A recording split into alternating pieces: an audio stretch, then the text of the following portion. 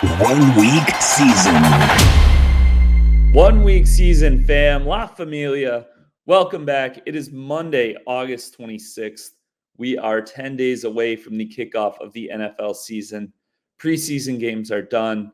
The final cuts will be made soon. The last games happened. We've got some guys coming back from training camp. We got a lot going on. We will be doing a live draft on Drafters this morning. Looks like that is getting ready to fire up. And I'm going to bring in my esteemed co-host, Billy Gableman, StatATL. Billy, welcome this morning. How you doing? Morning, Mike. Happy Monday. What are we? 10 days away or so from the season, give or take. Maybe Yep, 11 or 12. exactly 10. Yeah, 10 exactly from that first Thursday game. Yeah, it's very exciting, my friend. How you up. doing this morning? You have a good weekend? Good, yeah. A lot of drafting, doing the Drafters promo. Did 6 drafts to get one free. I was able to get 12 in. Did a bunch of Superflex drafts for their Superflex contest before that filled up. So yeah, I think all in all, I started like 10 slow drafts in the Superflex, but I think all in all, I did like 25 fast drafts. So and that was in between. We were on a boat on Saturday. We were at the pool on Sunday, enjoying the last little bit of summer. As I texted you, trying to get some equity within the household, some positive vibe equity before the NFL season starts. And on Sundays, I'm kind of giving the dirty look. Yeah. Well, I'm glad that you earned some equity there. You've got 10 more days where we're all going to be super busy. So that's just how it goes. Yep. We are. Looks like we need one more. So anyone watching, if you want to hop in, it's at 11 to 12. Need one more to fill this contest or fill this draft, I should say, so that we can get rolling. But yeah, the drafter is actually. Oh, there it goes. We're all full. The drafters. For those of you who don't know, I'll pull it up. If any of you are new to Bestball, just coming back, we have Drafters is the site that we primarily draft on this show. The contest format is different than Underdog and DraftKings in that it is not. It doesn't have the playoff style format where it goes into pods at the end, and you're only with your 12 teams for the first that you draft with for the first 14 weeks. It is cumulative scoring over 17 weeks. A lot of different strategy angles there that we talk about at 1 week season on our Best Ball Plus subscription. Price is down to $99. And yeah, it is, like I said, $2.5 million prize pool, $500,000 to first, $200,000 to second. I believe the top 20 make 5 figures, $10,000 or more. So yeah, and it looks like there's going to be some overlay. If you are new to it, you can check it out. Use code OWS on your first deposit. You will get a 100% deposit match. So for $100, you could get $200 worth of credit to play with, and yeah, load up on those drafts. There's going to be some overlay, so it's a very plus EV situation, which is what we chase in Best Ball DFS all across the board. Looks like I am going to be sitting at the number 7 slot here. So yeah, we're getting to the tipping point in top of the draft. Jamar Chase, I think, is the big news from the first round guys. Practice Sunday for the first time all preseason. CeeDee Lamb has still not practiced. So I think those are the two big situations from the first round that warrant some attention and potential discussion. I know I saw you in Discord talking about Chase. Are you, were you down on him before, or are you, what are your thoughts on Chase?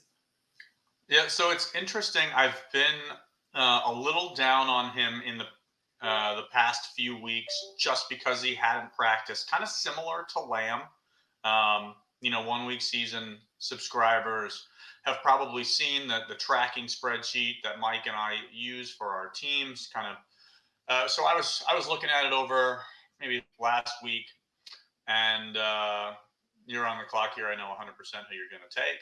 And I was just looking at of those kind of top 5, 6 receivers, the 6 off the board right now.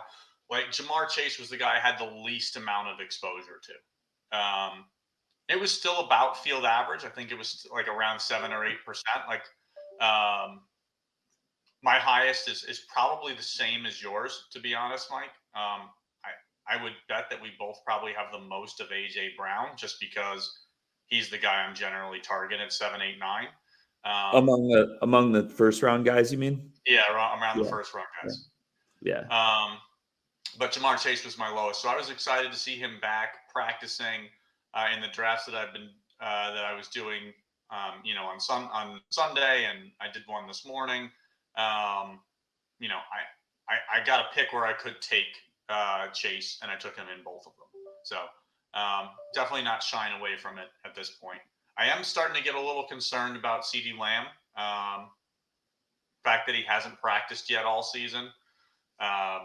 It makes me a little weary to grab him at number 1 overall, number 2 overall. Like, I'd rather just be a little safer at this point. Plus, I have plenty of Lamb exposure already. But what about yourself? How do you feel about those top 6? Anybody you're shying away from? Yeah, I think so. I have more concern with Lamb than with Chase. Obviously, Chase is back. Thing with Chase is he has 2 years left on his deal, so it's a lot harder for him to like see it through, like to actually miss time. I'll take Debo there, but just because Lamb at least is only a year away, like Chase doesn't have the same amount of leverage, but it's a situation where both owners, Mike Brown and Jerry Jones, are not particularly. They're not guys that like getting pushed around or feeling like somebody's forcing them into a corner. So I think both situations are a little volatile. Lamb, I have some concern with, just being like a top overall pick. Like that's, and I talked about this a couple weeks ago. Like even if he comes back at this point, like I'm just worried. Like, is there chemistry issues? Is there, an injury sort of situation that we have to worry about? I mean, I have some concern there for Lamb, being honest. But at the same time, when he drops to 4 or 5, I click it pretty quickly. Yeah, same. So that's kind of the news that I noticed, kind of out of the first round. Kind of looking to see anybody off the board here. Still no news on Brandon Ayuk, and he's a guy that I've seen really start to slide in drafts. It happened actually again for me this morning, where I got him at the 3-4 turn. Just for sheer aesthetics, I waited and took him at 37 so I could say that I took him in the 4th round. But but he's the guy I continue to see slide in drafts, and that feels like a mistake. I understand the uncertainty, but again, like, this is not the guy going 1st or 2nd overall. This is, this is a 2-3 round, 2-3 turn type guy that, is following a full round. Yeah. You got to give me 1 second here. Okay. So, a couple of other, for I think most of the folks listening know, I do a Monday article where we just kind of talk risers and fallers. Kind of the big news from this past week. Kind of the first real trade we've seen off the board was around Johan Dotson. Commanders traded him to the Eagles for some draft picks. Some interesting situations of what that might entail. Obviously, it's probably a good situation for Dotson. His ADP is going to is going to fall just because he's now going to go from wide receiver 2 to wide receiver 3, likely on a better offense. I think the really intriguing thing, kind of more, is who does that open up some spots for on Washington. And to me, I think if they don't make a trade, I love being able to grab De'Ami Brown in the last round or two. I think he'll likely be the wide receiver 2 on that team for now. But for me, my favorite riser who has not seen a rise in ADP from this trade, but somebody that I do feel like I'm targeting a little bit more now, is Austin Eckler, a guy I've been kind of high on to begin with, but just more targets that need to go somewhere. And I love his value kind of in that 10th, 11th round. He typically goes around pick 120, I think. Yeah. So he's a guy that when he's there, when I'm kind of in that first third, first fourth of the draft board, he's a guy I love to kind of grab there. Sorry, I got to bounce one more time. No, you're fine. I don't mind talking to myself. I do it on several other pods for hours at a time. So what else? Kind of some interesting news off the top. Let's kind of see anybody else kind of going off the board here. I have kind of seen Terry McLaurin's ADP start to rise. He went 39th overall here. Some of that I do think kind of stems out of that Johan Dotson news. I've seen him go in third rounds in the last few days. Jeff, definitely rising from where you were frequently getting him at the 4-5 turn.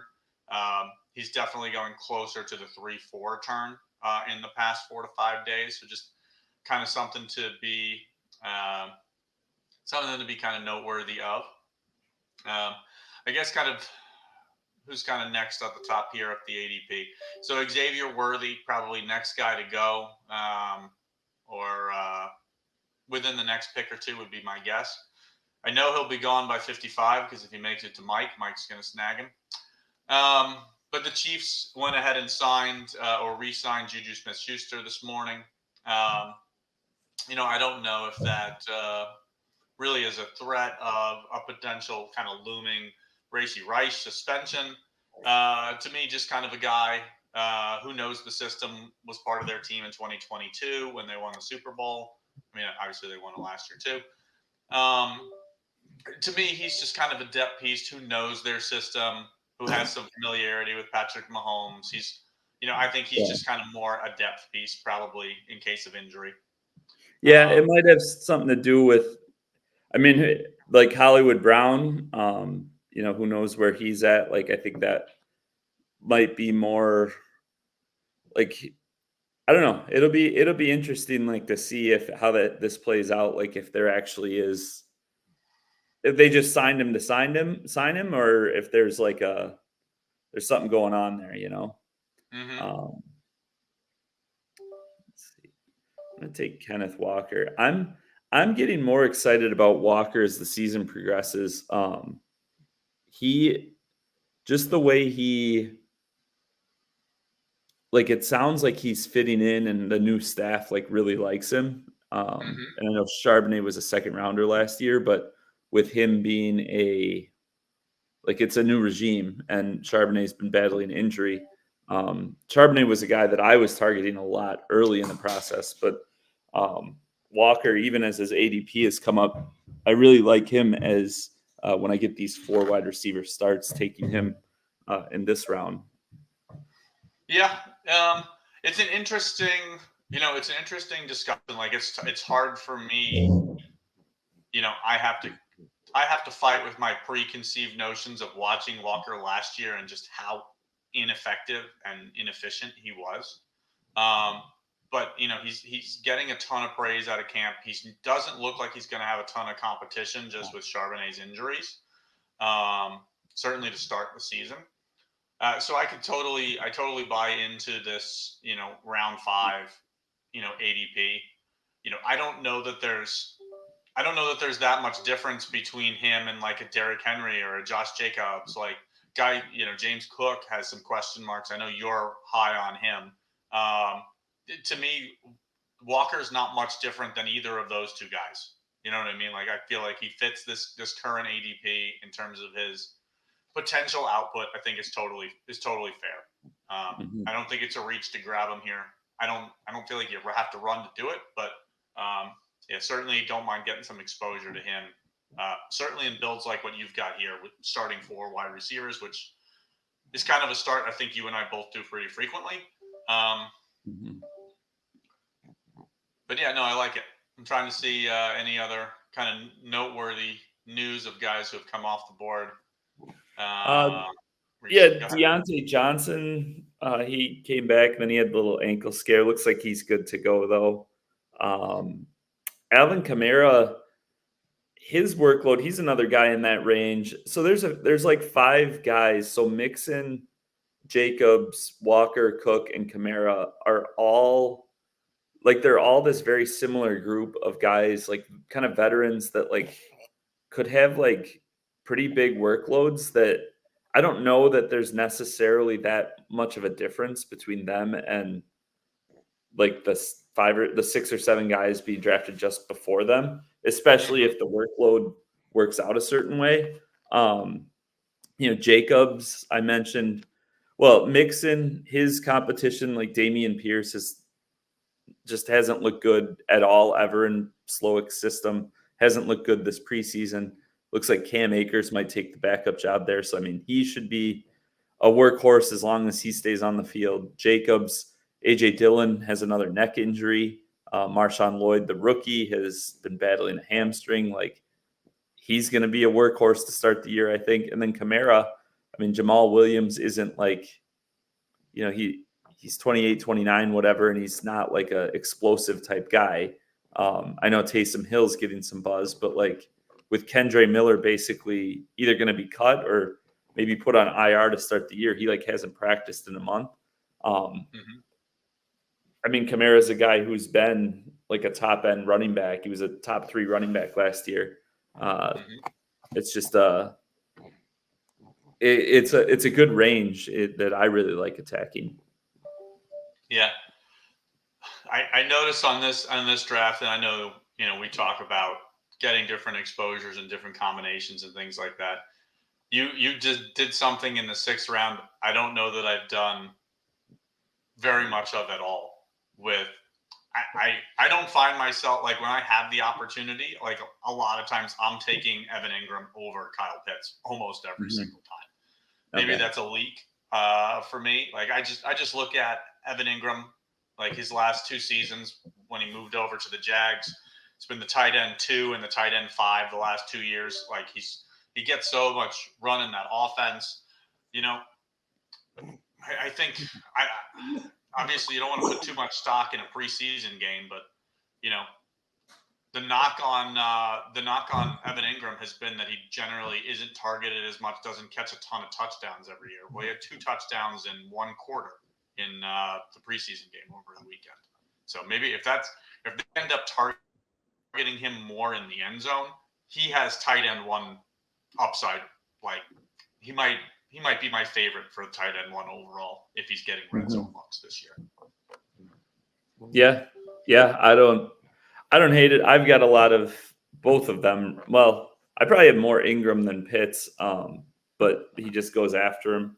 So yeah, I don't disagree with you. I'd love me some Evan Ingram for sure. He's and with Christian Kirk's injury, I don't know if you said that, but those two kind of work the same area of the field, both kind of the like underneath middle of the field guys. And there's a lot of new faces there, right? So those are the 2 who have been with Trevor Lawrence for a while.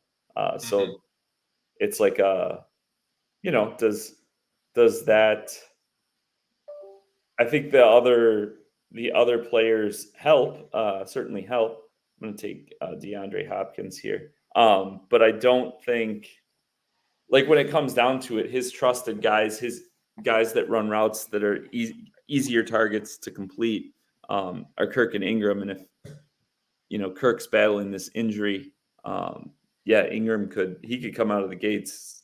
I wouldn't be surprised at all if he's tight end 1 for the first 5-6 weeks of the season. Yeah. And I mean, It looks the like whole we got a season question. isn't played, but I think the first part of the season, it's like I think he's got a pretty good chance to do it.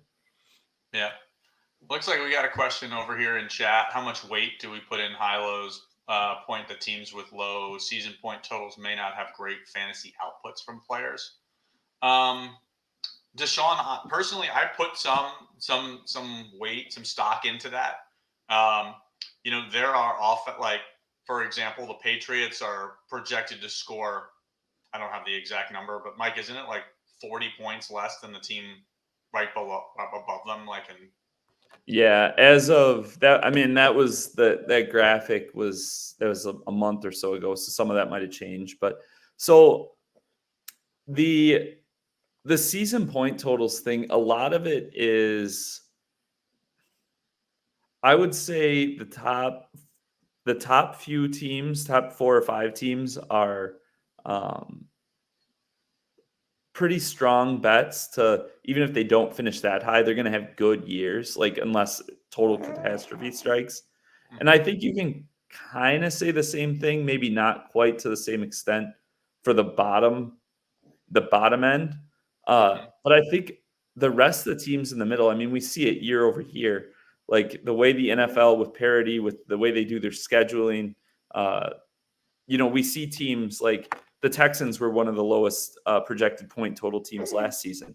And look what they did. There's the Packers were expected to take a big step back without Aaron Rodgers. And, they ended up having a bunch of guys who did really well. So I think that, I think that a lot of that is baked into where these guys are drafted. Like the Patriots, I mean, I don't have like any Ramondre Stevenson, and there isn't anyone else being drafted in the first 10 rounds. So, like, I don't mind Jalen Polk. I don't mind Demario Douglas. I think Drake May. I'm on DraftKings. I own like 40% Drake May. So, I'm gonna take Zach Moss here.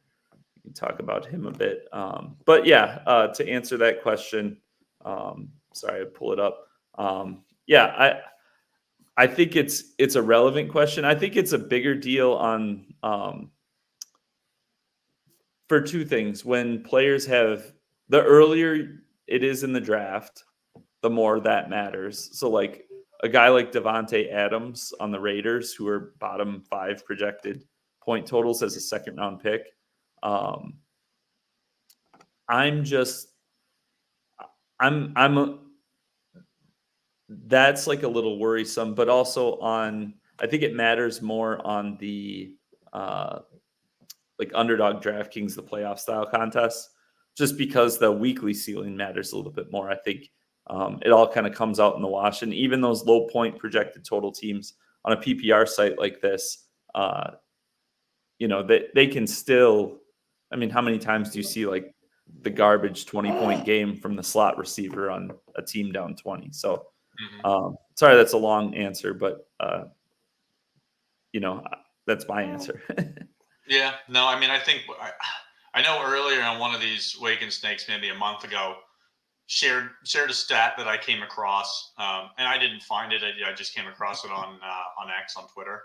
Was around like Alex Van Pelt, so the offensive Mhm. coordinator for the Patriots, and just that he had never had a running back have more than like 45 receptions all year.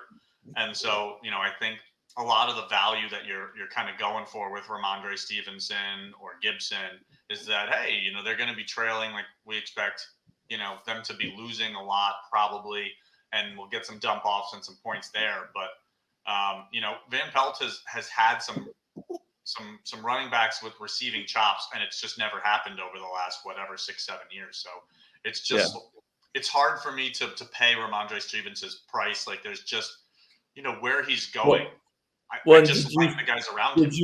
did you see the usage yesterday? I didn't see the So usage in that game yesterday. he basically he got 2 or 3 carries on their first series with the first team offense. Uh-huh. I think he got a couple targets. He's going to be involved. Or sorry, Antonio Gibson, I'm talking about, Yeah.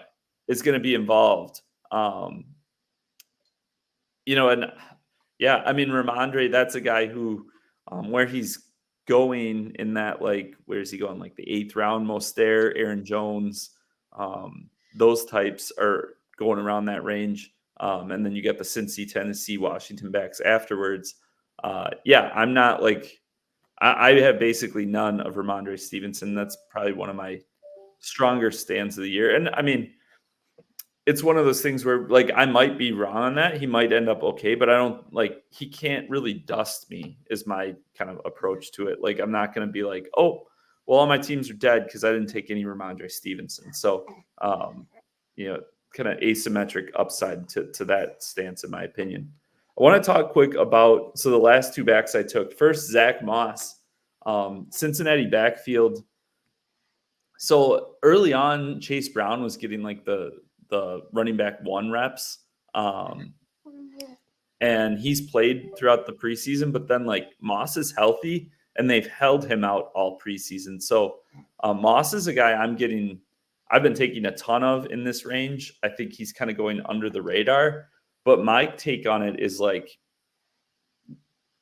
they're protecting him almost. So I don't know. It'll be interesting. Also, Bart says my kid, this is William, by the way, not named after Stat, but Could have been.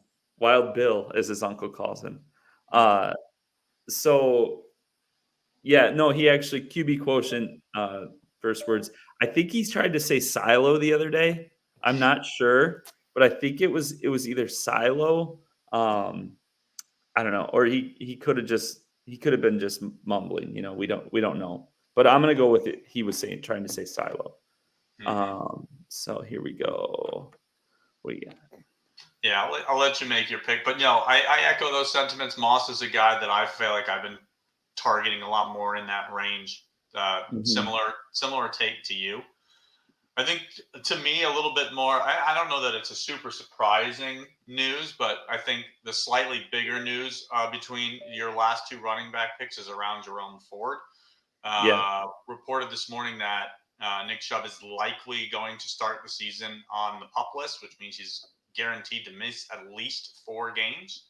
I know it's something that you and I have been chatting about literally for 3 months now, about Jerome Ford's value. And I loved when we were getting him at the, he was going like, whatever that yeah, is, the like 11, 12 11, turn. yeah, around like 132, 133. Yeah. That was nice. He's certainly moved up 2 full rounds. I generally find him going at kind of that 9-10 turn, that 108, 109 range is where I generally see him. So he's kind of moved up 2 full rounds. And I think it's totally warranted. You know, we've talked on some of the training pods. I think there's a guy that you could draft along with Jerome Ford who basically goes undrafted the last couple of weeks. And that's a strategy that I still really like. Talking Foreman? Yeah, I'm talking Foreman. Yeah, he got hurt this weekend though. He bumped his shoulder. I don't think it's like serious. And then Pierre Strong's in the mix. I took a ton of Foreman the first couple months. I've kind of backed off just because, but yeah, I mean he's basically free in that like 20th round. I'll be curious. I think in the next couple days they have to do like final cuts. So I'll be curious what that running back room looks like. Obviously, the Chubb news helps clarify some things, but like Nyheim Hines, Strong have injuries.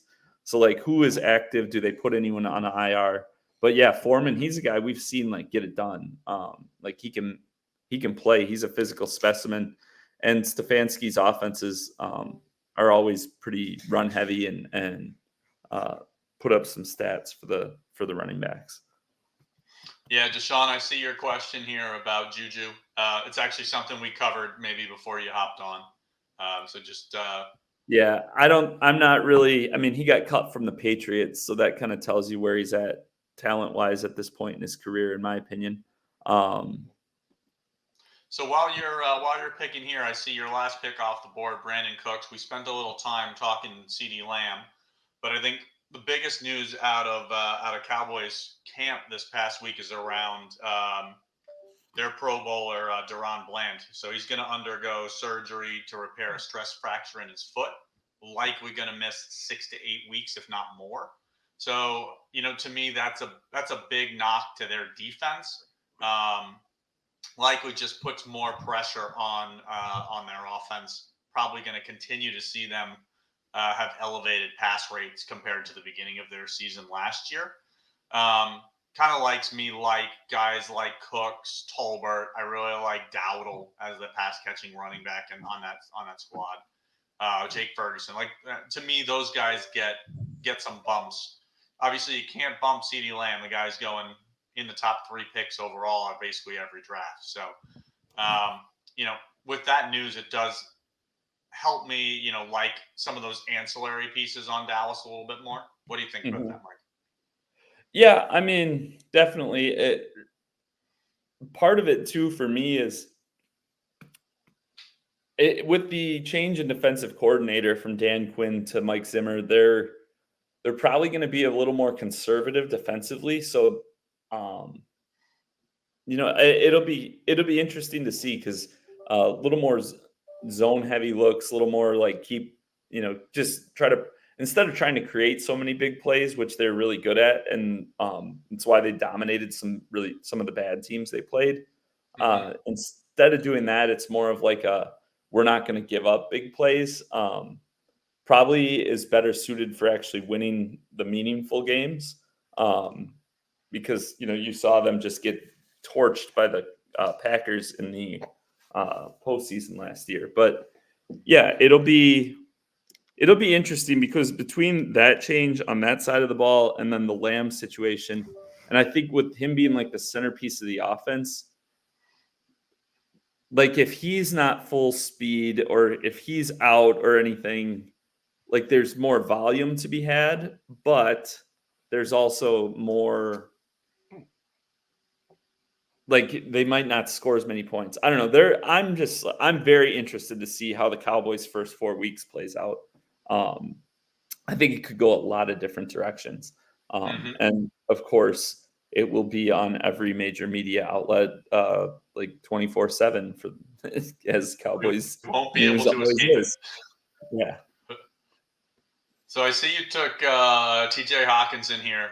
I think that he's my highest exposure tight end, and I'm not sure it's particularly close. Actually, that's not true. It is kind of close. Unfortunately, the guy who is like second or third for me right now is had some news this weekend as well on the negative side. Jelani Woods. He had surgery on his foot, turf toe, out probably 3 to 4 months. As I joked with Mike, the dream is dead. Jelani Woods, completely undraftable at this point. But yeah, Hawkinson is a guy that I love being able to get here in the 12th, 13th round, generally as your second tight end. He could be a guy that you could lead, your tight ends with. Probably need to consider 4 tight ends if he's your first guy off the board because he's likely going to miss probably 6 weeks through their week 6-5 would be my guess as of now. That didn't sound like QB quotient or silo, William. Jeez. No, he's actually getting very nervous with how long I'm taking to take a quarterback. So he's getting a little antsy over here. Yeah, that's understandable. Let's see, what do I have so far? Walker, Moss, Ford. I'm going to take Bucky Irving. So he's gotten some buzz recently. I'm not very high on Rashad White, just lack of efficiency and stuff.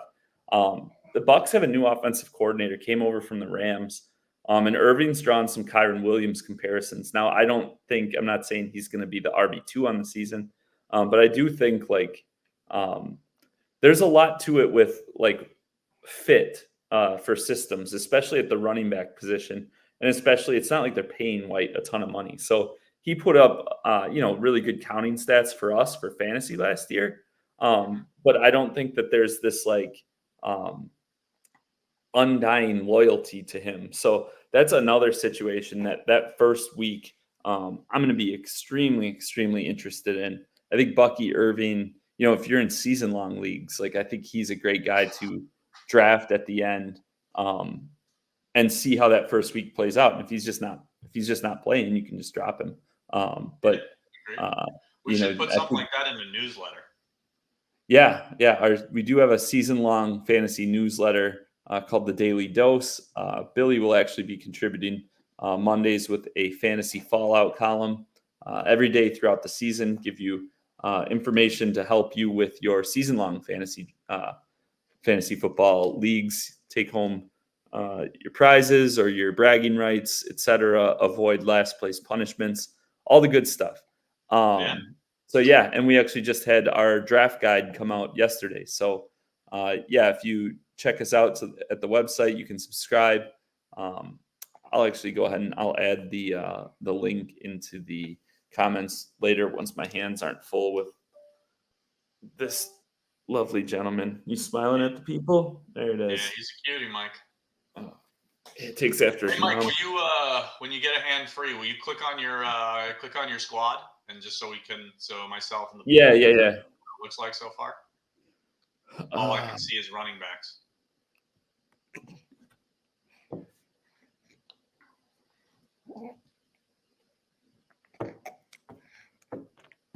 I gotta make a pick here. All right, I'll go ahead. I'll break the seal. Gino, QB1. So there's the squad. Yeah. Gino Walker kind of unintentionally ended up with a relatively big bet on Seattle with their new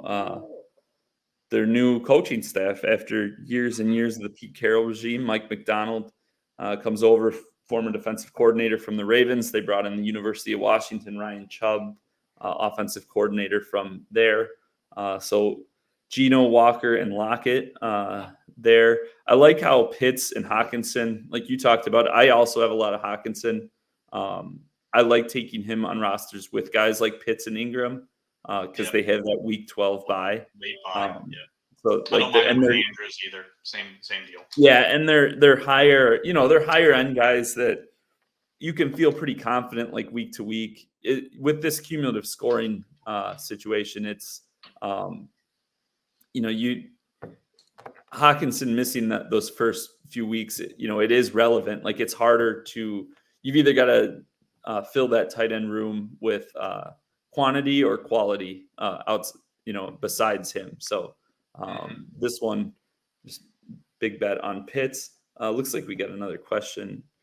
Deshaun, who do you all think could be this year's Packers or Texans? And you can't say the Titans. All right, that's fair because the Titans they got a bunch of guys going in single digit rounds. So what's that? Billy wants you to take Sam Darnold. Yeah. Oh yeah. You just got a kid in your hand, you're answering questions. I just didn't want you to pass again on quarterback. So what's your answer? Do you have an answer there? My answer there has shifted a little bit in the last week or two. And I don't know that it's going to I don't know that it should change because I feel like the news around JJ McCarthy potentially helps Sam Darnold in that he's not looking over his shoulder of, hey, if I make a couple of really crummy throws, they're going to bring in the rookie. Like, I feel like it helps him. Like, no one's going to be clamoring to see Nick Mullins. To me, I like the Vikings as really late, and I think it's a team that no one is talking about just because of how concentrated they are on offense in general. And you've got some injury news with Hawkinson. You've got potential suspension news with Addison. And you're seeing that reflect. So outside of Jefferson, like all their pieces basically go really late. You're not taking a ton of draft capital, even with Addison generally going in like the 9th, 10th round, pick 100 or so. They're guys that I like to take shots on their offense in general, just because of how concentrated I think they're going to be. Like I like grabbing Naylor as their wide receiver 3 on the depth chart in the 18th, 19th, 20th round. Well, Hawkinson's going to miss the first few weeks for sure. If Addison gets suspended, like Naylor's a guy who's going to see 7, 8, 9 targets every week, and for at least the first few weeks of the season. And he's a guy you're basically getting for free. And if he starts to develop rapport with Darnold, he's a guy that stays relevant all season, in my opinion. So that's an offense I don't mind kind of taking some shots on.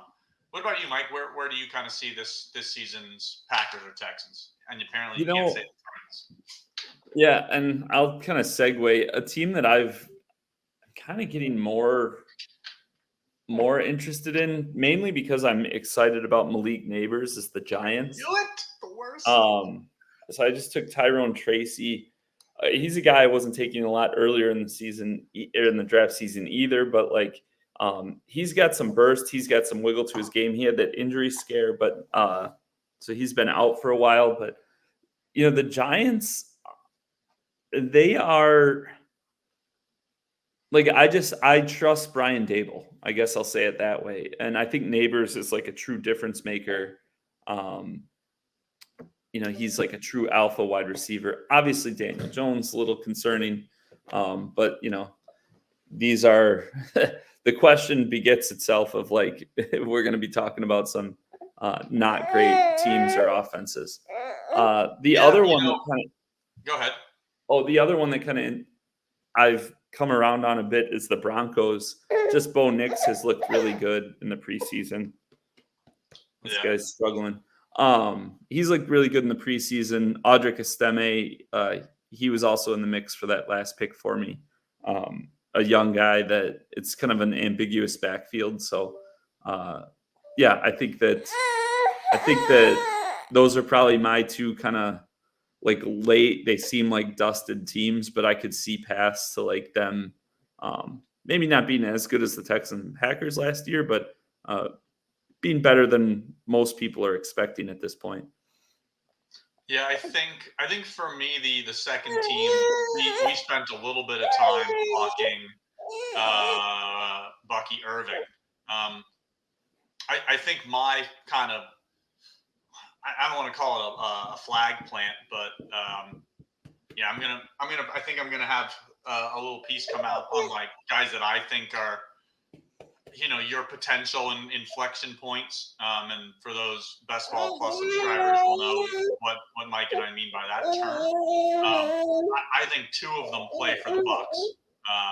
And I'm going to be really high.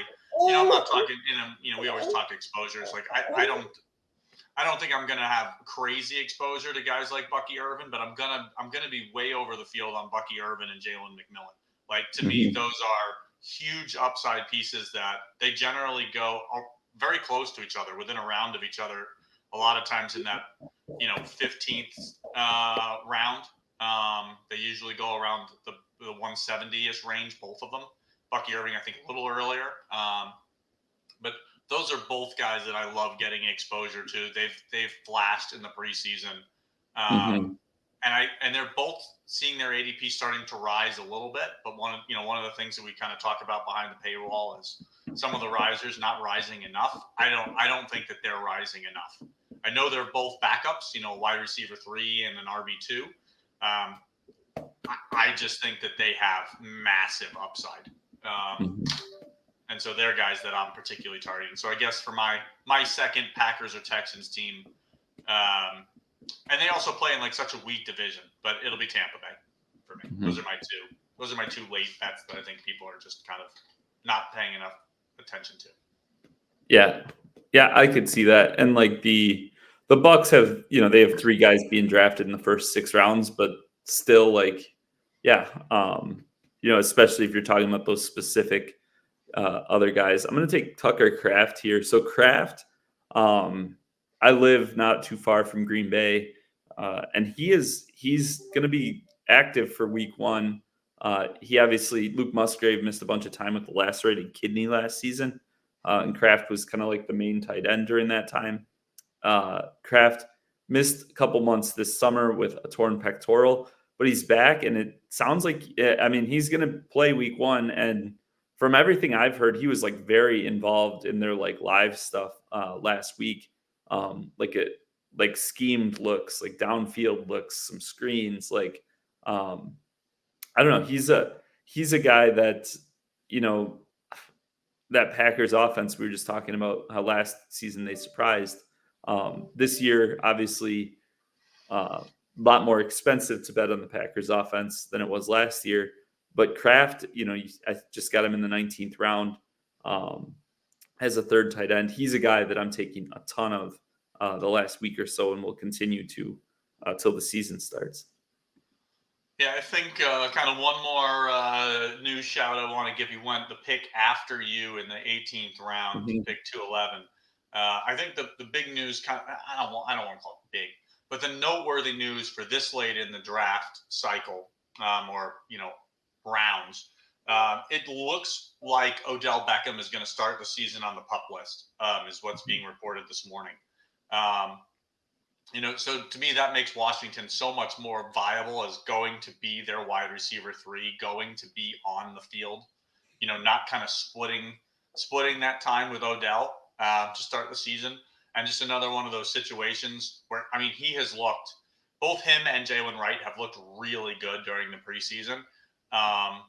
So just a guy that if he can get opportunities on the field and establish some rapport, maybe it's a job he doesn't seed touches too when Beckham comes back. So, those are the type of opportunities that I really like targeting in that 18th, 19th, 20th round.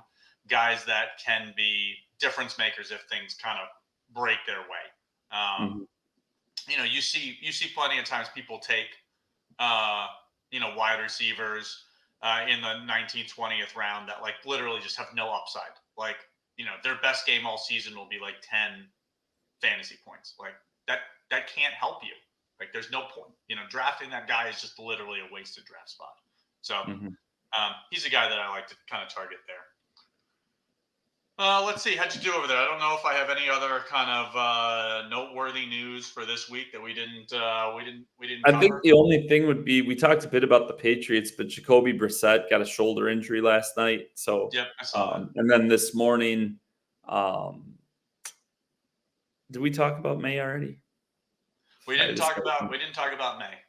Okay, so yeah, Brissett had a shoulder injury. It was a total missed protection. The video of it's actually pretty funny. They tried to run like a play action with like a kind of goofy blocking scheme, and their left guard blocked their right guard, and then their running back blocked their tackle, and then Brissett, after he did the play action, just got unloaded on. So he's got a shoulder injury, and then before we went on, I actually saw that this morning. Gerard Mayo was doing like a radio show for local radio, and he said that he thinks May has outplayed Brissett. So, I mean, I would think at this point he's going to be. I would think at this point, yeah, he's going to be the starter. And I have a ton of him, so I'm excited about that. Not excited about him getting blown up probably by that. That offensive The line. offensive line, if they're doing stuff like that. We've got like a bad news Bears situation. Yeah. So, Deshaun, one final question: did you take a third QB because you feel the first two are weak? Yeah, kind of. You know, as a, I think that each draft is a little bit different. It's not necessarily weak. I like both Geno and Darnold. Um, just the way that draft fell when I was picking kind of in the middle of the round there. Um, I felt all right with my running backs. Knew I needed one more, but was okay not getting two more. And then I wasn't going to stop at two tight ends. So basically, it came down to I knew I was taking one more tight end and at least one more running back. So it was either Carr or another running back there. And honestly, at this point in the draft, there weren't other running backs that like I felt especially excited to throw on the roster. But yeah, that's And then that's basically it. Yeah, obviously loaded up on the wide receivers there, and then talked through my running back situations there. I think Moss and Ford could be lead running backs for pretty good offenses. So we shall see. But it's I have 129 other ones down and 20 more to go. So we'll see sooner than later. Nice. All right. Well, Anything? you've got a little kid in your arm, so I think if you're watching us this long, As you soon as I probably brought up the Giants and Broncos, it put him right to sleep. like to sleep. He's like, no, those Just for offenses. any parents out there, that's your cheat code going forward. Just go ahead and start talking about bottom 5 projected NFL offenses, and kids just go right down. So, yeah. Otherwise, I think we'll get to it. Like I said, we got 10 days left. We got a lot of drafting to do. Check us out at oneweekseason.com, our Bestball Plus product. Also, obviously, I talked about our season-long stuff that is coming out. That is all free, but we also have our DFS and Inner Circle products if you are into that sort of stuff during the NFL season. Check us out, oneweekseason.com. Check out drafters.com, best place to play best ball and the highest EV place to stick your money for the next 4 months if you're doing best ball type stuff. So I am Mike. He is Billy. Thank you as always for joining us. We will see you on Discord. We'll see you on Twitter, in the draft rooms, and at the top of the leaderboards come December. See you later.